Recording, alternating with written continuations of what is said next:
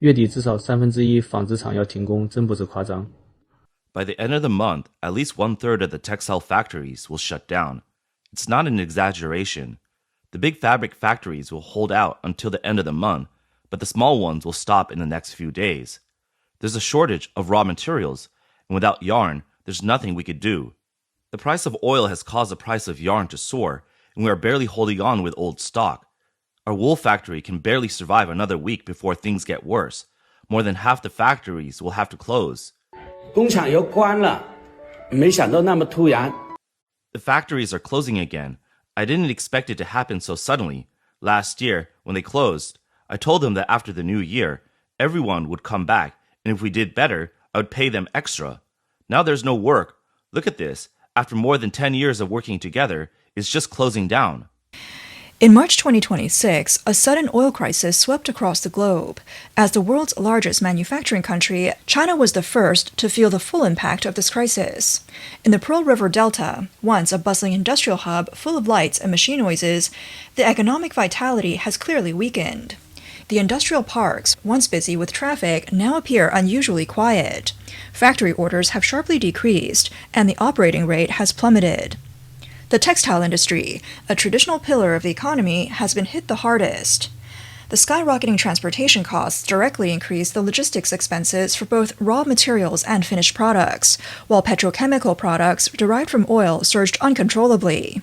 Polyester, nylon, and spandex saw prices soar by thousands of yuan per ton in just a few weeks.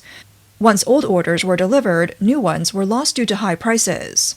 Many clothing factories couldn't hold on and had to shut down. In manufacturing cities like Dongguan, Foshan, and Shenzhen, the plastic industry chain also felt the severe tremors. Upstream petrochemical factories refused to sell at old prices, hoping for even higher quotations. Downstream injection molding factories and processing plants, facing the reality of losing money on every order, had no choice but to stop production. Merchants in the Zhangmutou plastic park watched prices jump from 8,000 yuan per ton to 13,000 yuan per ton, an increase of over 60%. Toy factories, electronics factories, shoe factories, textile factories, all these companies, once major contributors to global production, are now caught in a wave of closures. On April 2nd, a factory that had been established for 20 years, Dongguan Jingxing Mold Plastic Company, announced its closure. The company's announcement said, "Due to the deteriorating economic environment and poor management, the company has suffered continuous losses in recent years, accumulating huge debt. After careful consideration, the company has decided to stop production and will officially close on April 2nd. Over the course of 20 years, it evolved from a small workshop to a key player in the local plastic mold industry. It witnessed the rise and fall of many Dongguan factories, and now it too has fallen victim to the times. On March 9th, the Hong Kong invested company Tingshan Lipo Toy Factory, located in Dongguan, announced its official dissolution on February 27th. It had been operating for 32 years. The company's announcement stated that due to market shrinkage, worsening economic conditions, and rising operating costs, it had suffered severe losses in recent years. The company had tried various methods to reduce costs and increase revenue, but with little success. After careful consideration, the company decided to shut down and dissolve operations starting March 1st. In the video, the camera pans over the gray-white exterior walls, rusted iron gates, and quiet streets. The subtitles express deep sentiment. The Tingshan Lipo Toy Factory in Hojie, which was established in 1994, has been operating for 32 years. So many people's youth was devoted to this factory.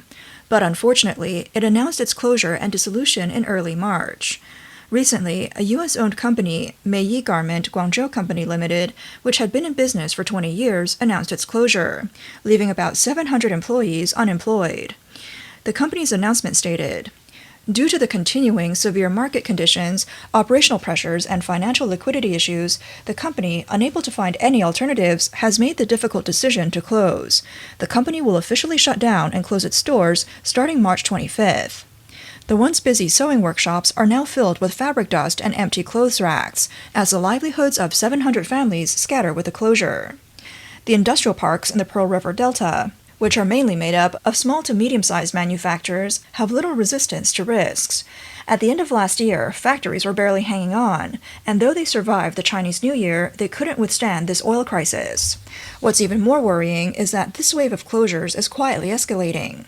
Some long-established companies have announced their shutdowns, triggering a domino effect. Surrounding support factories, logistics companies, and upstream-downstream suppliers are also affected. Dongguan, Guangzhou, Shenzhen, once thriving industrial hubs, are now dotted with cold iron gates. After losing their jobs, workers have either returned to their hometowns or switched to delivery jobs and gig work, with sharply reduced incomes that have directly impacted local consumption. Night market stalls are fewer, shopping malls have less foot traffic, and the factories that once propped up the entire city have now dragged down the entire city. Look at this. This is Huaqiang Bay in Shenzhen. All these markets have closed, and the impact is huge. It's so sparse. There are hardly any people. This is Shenzhen. Can you believe it? It's even more deserted than our countryside. Look, this storefront is just 300 yuan a month, and no one wants it. 300, just 300 yuan. You could turn it into a breakfast shop, a foot massage place, a massage parlor, anything. In the past, the rent for a place like this was tens of thousands a month. Now it's 300 yuan and no one wants it. The world has really gone downhill, brothers. Shenzhen's busiest area has turned into this. My countryside house rents for 500 yuan a month. In Shenzhen's big market, shops of 70 or 80 square meters or 50 or 60 square meters are all empty. The economy is really bad. Huaqiang Bay in Shenzhen, once the heart of global electronics component trade, is now desolate. Rows of rolled-up doors are tightly shut, with signs still bearing names like Guangjie Technology, Lanyang Technology, and Zhonggang Mobile Technology Trading Center. Some people have calculated that a 70-square-meter shop, which used to have a monthly rent of 30 to 50,000 yuan, can now be rented for only 300 yuan, and no one wants to take it. Owning a shop means having to pay thousands more in water, electricity, property management fees, and taxes every month, and you can't even break even.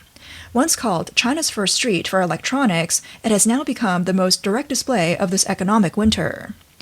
This economic pressure has spread from factories to the entire society, causing unemployment rates to surge dramatically, with even highly educated individuals facing workplace difficulties. A young man with a master's degree is earning only 1,000 yuan a month, and he's completely broken. 工作了40天，今天是第一次发工资。 I've been working for 40 days, and today is the first time I get paid. My take-home is 1,001 yuan. Oh my god, what was the point of my studies? The wages these days are ridiculously low. It's even worse than it was 10 years ago. 我说我一个月工资1000块钱，没有人相信。 I told them my monthly salary is 1,000 yuan, and no one believes me. Many people in the comments doubt me, saying, "You're just exaggerating. What year is it? You only make 1,000 a month?" 今天我想和大家说的就是关于我在 Today I want to talk to you about my job at a state-owned enterprise in a small county. How much do you think the salary is here? My monthly salary after tax is just a little over 1,000 yuan. A lot of my friends don't believe it. They say, "You work at a state-owned enterprise. How could your salary be only 1,000 yuan?" I'm telling you the truth. After deductions for insurance, I only take home a little over 1,000 each month.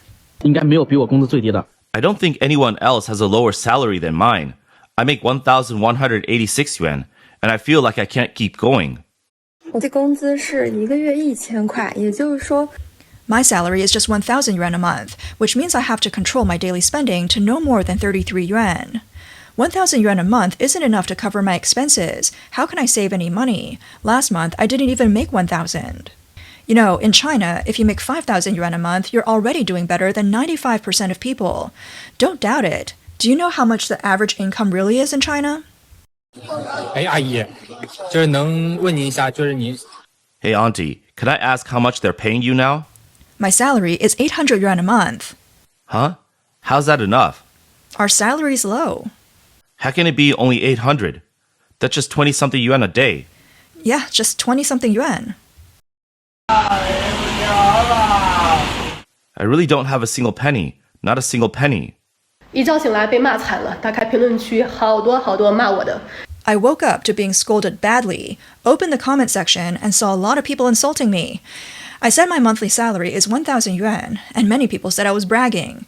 I just asked my friend, who works as a school teacher at a kindergarten, and her first month's salary is 800 yuan. So let me tell you, I live in a small county in Shanxi, and this is the reality here. A kindergarten teacher's salary during the internship period is 800 yuan. I asked her how much she'd make when she's confirmed, and it's a little over 1,000. Only teachers with experience, working for many years, can earn around 1,800 to 2,000 yuan. My aunt works at a supermarket, doing cashiering, odd jobs, and stocking. She works half days, earning 7 yuan an hour, and makes about 700 to 800 yuan a month. I asked how much it was for full-time, and it's 1,400 yuan a month for 8 hours a day. This is the salary level here. Jobs paying 1,000 yuan a month are everywhere, and you could easily find them. Don't think I'm crying poor. This is just the reality of income here. On March 28th, a graduate with a degree in broadcasting and hosting gave up on the profession she loved and chose to sell dumplings on the street. She had tried and failed multiple internships, witnessed the unequal distribution of resources in the industry, and had multiple resumes ignored. 我大学学的是播音主持专业. I majored in broadcasting and hosting in college. After graduation, I didn't become a host or enter a related industry. Instead, I chose to start my own business selling dumplings. The reason is simple. I couldn't find a job. Everything I could try, I already tried during college. One summer, I joined a university student internship program organized by the Education Bureau. I spent a month interning at a local government agency in our county. I don't have much insight, and my EQ is low. Henan has a large population, and I thought it was already very difficult to get into university. Getting through the tough exams felt like passing through a bottleneck. In my third year, I started applying for jobs, went to the Henan Provincial TV station for a 1-month internship. I rented a place and I got scammed, and after a month of work, I spent over 6,000 yuan out of my own pocket. My daily tasks at the TV station were just finding materials online, repeating the same video editing work day after day. Interns at the TV station come and go like a conveyor belt, and even if you do finish your internship, it's extremely difficult to stay there. After the pandemic, China's economy started to decline. Most foreign companies withdrew from the area. Many people lost their jobs, and young people couldn't find work at all. Now, all industries are highly competitive. Ordinary students study hard, spending their families' resources and enduring sleepless nights to get into university. But after graduation, they end up delivering food, setting up street stalls, or doing odd jobs. 早知道大学毕业后找工作这么难。 If I had known finding a job after college was so hard, I wouldn't have gone to college. I spent several days looking for a job with no results, so I decided to do daily wage jobs, but even those were being skimmed by several layers of middlemen. I spent an entire day doing offline promotion at an exhibition, and my take-home pay was just a few dozen yuan. I remember when I was in school, doing part-time work, I could earn 200 or 300 yuan in a day. 10 years later, it's only a fraction of that. I asked my friends who've been doing part-time jobs for a long time how to avoid middlemen, and they all said it's almost impossible. What can I say? Don't joke about being a beast of burden. The wages at my village in Guizhou are more decent than mine. According to Chinese state media, CCTV, the Ministry of Education reports that the number of university graduates in 2026 is expected to reach 12.7 million, an increase of 480,000 compared to last year. What's concerning is that while the number of university graduates has been steadily rising, job opportunities have clearly decreased. Graduating and facing unemployment has become a nightmare for many young people. On social media platforms, hundreds of thousands of young people are documenting their difficult lives. Xie, a recent master's graduate from Beijing, shared that almost none of his classmates have found jobs. They're staying home and relying on their parents. His job was arranged through his father's connections, with a monthly salary of only 3,000 yuan. A retired civil servant from Chengdu stated that while retirement hasn't significantly affected her, it would be impossible for her to find a job now. A few years ago, it would have been possible. She said, young people in China are very frustrated, and the situation is serious. After graduation, there are no job opportunities. The children of my former colleagues can't find jobs. In Chengdu, there might still be some opportunities, but here there are basically none. If they find a job, it's only for a salary of 2,000 or 3,000 yuan. They still have to pay rent. It's better to stay home and just rely on the elderly. Some retirees even have high pensions, like 5,000 yuan. Some parents run small businesses to send their children to university, but after graduation, their children end up working as street vendors alongside them. This is how most young people are right now. What can you do? There's no opportunity. It's not that young people don't try hard. It's just that there really aren't any opportunities. A lot of them are unemployed, doing things like delivering food or driving for ride-hailing apps. These are all young people running errands. If they run fast, they can earn some money, but it's not a long-term solution. On the surface, it seems like they're employed, but in reality, there are problems. As they get older and the new generation comes in, they're eliminated. They have no security. She added, a lot of private companies are really struggling to survive. Private enterprises actually solved a large part of China's employment problems, but now they're collapsing. Where can we find jobs? Many foreign companies have also pulled out of China. My child used to work at an American company in Shanghai, but after it withdrew from China, they received severance and found a job at a German company. Most American companies have left, and fewer German companies have left. Now, even civil servants are having their salaries cut, and wages aren't being paid on time. The economy is in bad shape, and funds are needed. Someone commented on social media, encouraging young people, hang in there, it'll get better. But the reality is that the cost of hanging in there is becoming higher and higher. Prices haven't gone down, mortgage payments haven't decreased, and the cost of healthcare and education is still rising. A 1,000 yuan salary might barely cover basic needs in a small county, but in a big city, it's simply not enough to survive. The wage level in 2026 seems to have regressed to what it was 30 years ago, but the accompanying cost of living and deepening despair are much worse.